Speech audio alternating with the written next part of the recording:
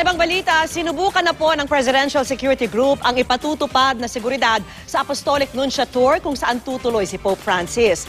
Malabangungot naman kung ituring ng Armed Forces of the Philippines ang pagtitiyak sa kaligtasan ng Santo Papa. At nakatutok si Mark Salazar. Sa January 15, hindi na lang embahada ng Vatican ang Apostolic Nunciature. Tahanan na rin ito ng Santo Papa.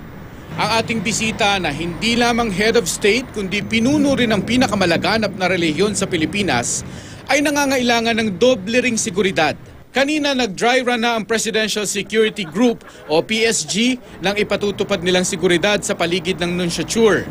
Hindi na namin ipapakita ang buong video sa kahilingan na rin ng PSG.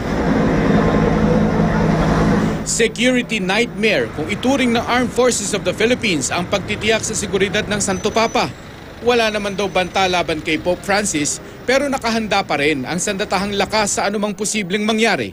It's a security nightmare in a way, but kaya naman natin yun.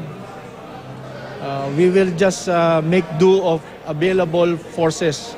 Joint forces na kami ng PNP. This will be the greatest security nightmare that we can have. Of course, the coming APEC is also a security nightmare because you will see about how many state visitors. Mark Salazar, nakatutok, 24 oras.